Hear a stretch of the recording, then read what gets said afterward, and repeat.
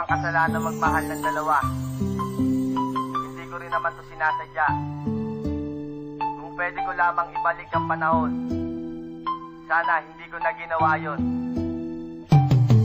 Kasalanan ba ng taong magmahal ng dalawa? Kasalanan rin ba nating magmahal ng iba? Bakit ba tayo ganito, hindi kontento sa isa? Meron nga bang pagkukulang upang humanap ng iba? Kaya ngayon pakinggan nyo ang daloy ng aking buhay tungkol sa dalawang babaeng minahal ko ng sabay. Inibig ko ng tunay, ito'y parehas at pantay, pero hiling ko lang naman sanay huwag kayong mag-away. Umpisa ang mga to nang ako ay napatambay. May nakita akong babae at siya sa akin sumabay. Tinanong aking pangalan at kinuha aking number. Di ko sukat akalain puso niya sa akin ay hyper. At sumapit na ang araw na maging magkasintahan, magkasama araw-araw at sabay pang maghapunan. Ngunit meron diskusyon na sa amin ay bumangga. Yun ay nabuntis ko siya kaso hindi pa ko handa. Kasalanan bang magmahal ng dalawa? Di ko naman sinasadya. Kung pwede lamang ibalik ang panahon, hindi ko gagawin yon. May dumating na okasyon, birthday ng isa kong pinsan. Nagpunta ako doon at kami ay naginuman. Ang dami mga bisita, kaibigan at mga tropa. Ang dami ring babae at baklang mga paronda. At may tropang dumating, may daladalang babae. Ito'y napakaganda, ang pula na mga labi. Yung tuloy ay nabigane, ang isang katulad ko. Agad-agad ang nilapitan, isip ko ay tuliro. At may epekto na ang alak dito sa aking sarili. Di na ako nahihiya at di na mapakali.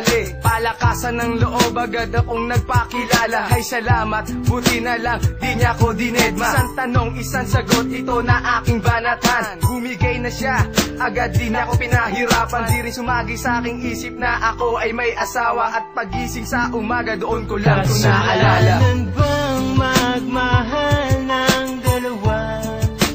Di ko naman sinasadya. Kung pwede lamang ibalik ang panahon, hindi ko gagawin yon.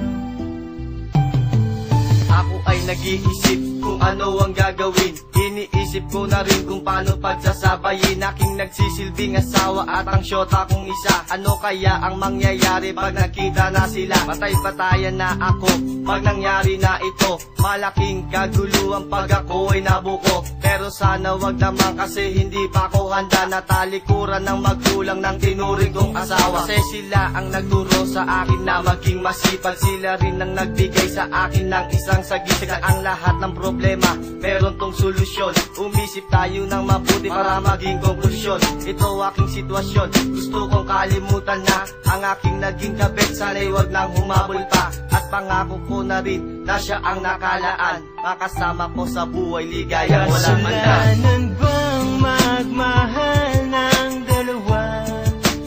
Di ko naman sinasadya. Kung pwede lamang ibalik ang panahon, hindi ko gagawin yon.